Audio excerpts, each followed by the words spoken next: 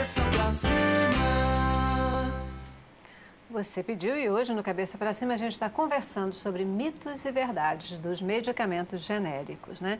Parece que tem muita coisa, muita coisa aí para a gente falar a respeito desses medicamentos. Vamos lá, você estava comentando, Rita, dessa questão de que agora, né, existe essa norma de que quando vai ser revalidado o registro do remédio similar, ele já tem que vir com os testes necessários, provando que ele é eficaz, que ele é eficiente. Mas antes não era assim, não? Ele vinha para o mercado sem teste? Até 2003 eles eram registrados com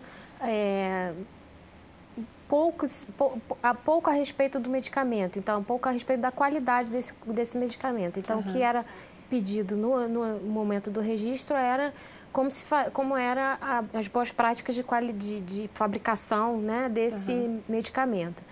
Mas, a partir dessa legislação, a Anvisa propõe até metas de quais classes de medicamentos deveriam, então, ser, né, as primeiras a fazer o seu registro, renovação de registro com os dados de estudos clínicos, né, e estudos in vitro, provando, então, que eles eram tão bons quanto os que já estavam no mercado.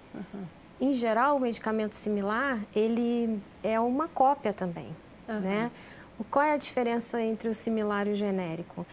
O genérico, ele é uma cópia de um medicamento de referência e a ideia inicial era que ele tivesse a mesma, numa mesma dose, né, administrada com o medicamento de referência, ele tivesse o mesmo efeito.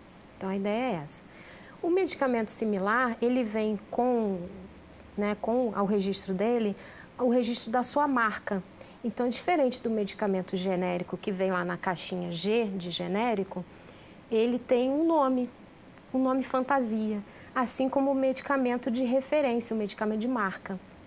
Então, hoje, você pode comprar um similar que já tem os testes, né, de qualidade, né, que já foram feitos os testes in vitro e os testes clínicos, e ele tem lá uma marca, né? Então, isso é bastante comum. E essa marca, geralmente, a indústria quer manter essa marca porque ela é uma marca que já está conhecida no mercado. Consolidada. Então, para eles, muita gente me pergunta, então, por que não vira um genérico? Porque muitas vezes para a empresa não vale a pena virar um genérico. O que seria virar um genérico? O que faz ele virar um genérico?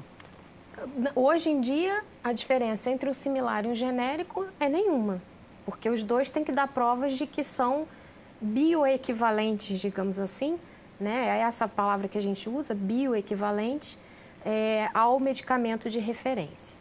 Então, hoje, não digo isso há 10 anos atrás, mas hoje o que a gente tem no mercado são produtos que deveriam ser bioequivalentes ao medicamento de referência. Deveriam? É porque uma das coisas que a gente precisa avançar bastante é na parte realmente do controle. Porque para você colocar os produtos no mercado, você faz todos os testes. Depois que ele está no mercado, aí é mais difícil de você controlar. Então, a gente precisa realmente investir hoje em ações da vigilância sanitária em todas as esferas. A gente tem ainda nos 5.700 e poucos municípios que não têm controle nenhum de todas as ações de vigilância sanitária, inclusive da assistência farmacêutica. A gente precisa começar realmente a ter uma política de qualidade, não só para o registro dos produtos, mas também desde que eles estão sendo fornecidos em todo o ciclo da assistência farmacêutica. Como eu já falei, a gente tem sempre chamada para suspeita de falha de qualidade ou falha de qualidade dos medicamentos do mercado. Então, se a gente não investir pesado na vigilância sanitária, o que pode acontecer? Você vai transportar um medicamento fora da temperatura. Então, às vezes, ele pode até ser produzido com qualidade, mas durante seu transporte, do seu armazenamento, sua guarda, tem um risco de ele estar deteriorando. E sem falar que a gente ainda tem a falsificação de medicamentos.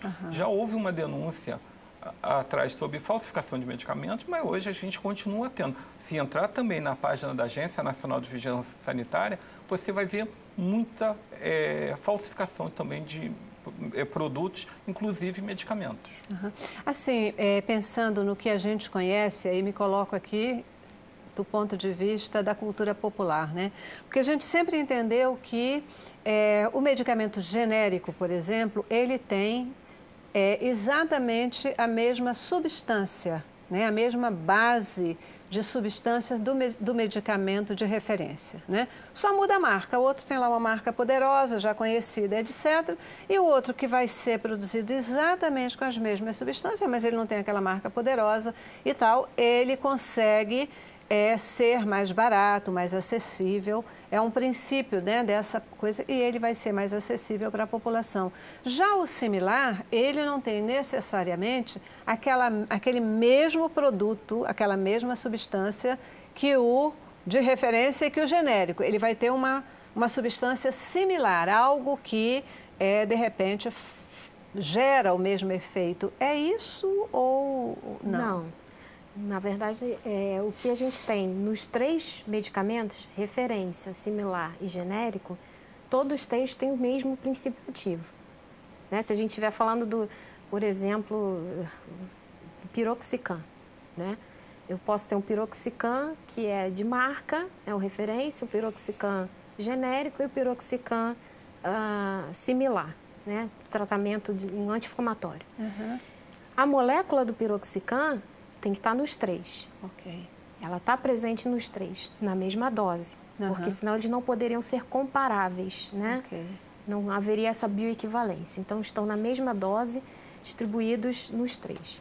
O que pode diferenciar entre os 3? O que compõe, por exemplo, um comprimido. Então, a gente sabe que o medicamento, ele é muito mais do que só o princípio ativo, né? Para produzir um comprimido, eu preciso ter outros componentes que nós chamamos de excipientes, né? Que vão compor, então, essa formulação, né? Esse produto final.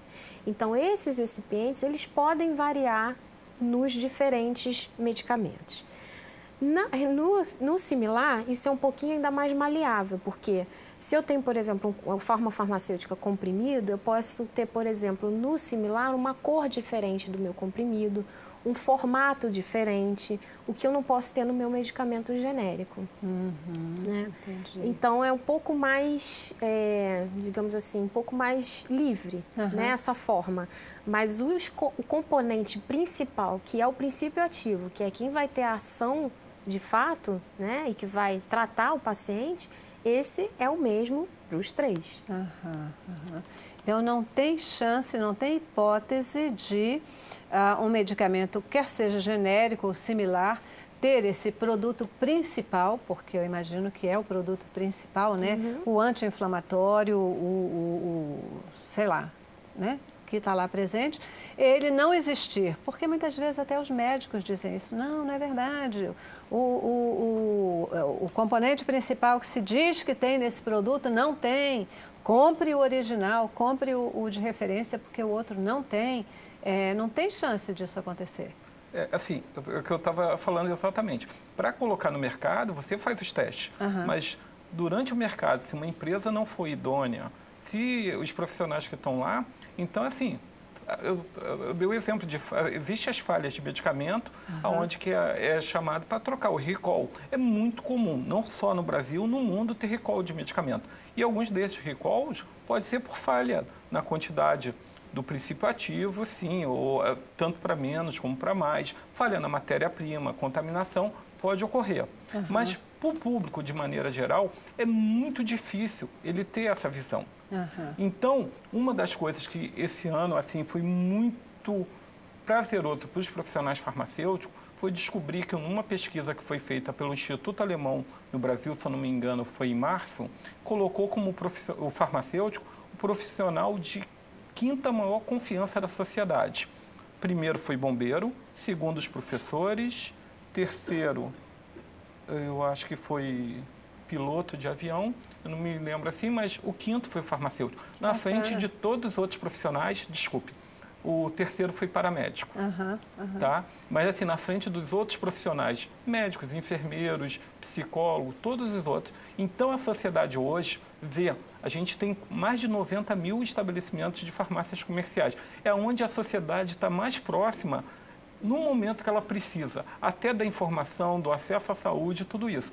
Então, você vê que hoje a gente vê a sociedade buscando um profissional de novo para ter acesso à informação. E a ética desse profissional, não vou falar também que todos os profissionais são éticos, a gente tem bons e maus profissionais em qualquer todos categoria. Os lugares, sem dúvida. Mas a gente está vendo os farmacêuticos hoje lutando muito, tanto na área pública como na área privada, para levar a informação do medicamento com qualidade. E outra coisa, o medicamento pode ser até de referência, pode ter a qualidade, mas se ele for transportado de maneira inadequada, como eu já vi, às vezes colocando numa parte de trás de um carro, numa temperatura também, né? de 40 a 50 graus, estocado, transportado de maneira errada, o medicamento vai perder o efeito da mesma maneira. Umidade, calor, tudo isso faz o medicamento perder sua função. Portanto, a gente está falando que tem aquela coisa do processo inicial de fabricação, né, de produção do produto, quer dizer,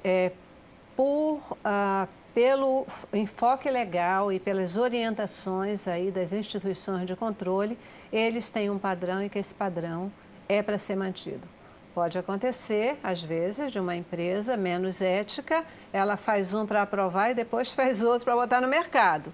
Pode acontecer. Vai depender agora do nosso sistema de controle, de poder pegar, de poder verificar e retirar esse produto do mercado. Mas mesmo aquele que faz bacaninha, faz o produto dentro das normas, durante o transporte, durante a armazenagem nas farmácias, nas lojas de venda, também isso pode afetar o produto, né? E isso é uma coisa que precisa se ter atenção mesmo, né? Porque a armazenagem de um medicamento é fundamental para garantir a qualidade dele. Até mesmo na nossa casa, né? Sem dúvida, até mesmo na nossa casa. Boa colocação. E até mesmo porque a gente ainda tem hoje, medicamentos são uma das grandes cargas roubadas no país e no mundo. Então, se a gente não ter cuidado, assim, você ter certeza da idoneidade do estabelecimento farmacêutico que você compra é muito complicado. Você pode estar comprando qualquer um dos 3 tipos de classificações de medicamento sem controle nenhum, porque ele foi conservado de maneira inadequada. Perfeito. Eu vou para o nosso novo intervalo, tá? Vou dar uma paradinha. Volto, eu queria ver com vocês agora por que as pessoas têm tanta insegurança em relação ao medicamento genérico. Se ele tem uma proposta tão boa, né, de atender a população, por que ainda há tanta insegurança em relação ao medicamento genérico? E para comprar um genérico também precisa de receita ou não? O genérico pode ser comprado sem receita médica. Próximo bloco, tá? Vamos lá. Cabeça pra cima. Eu quero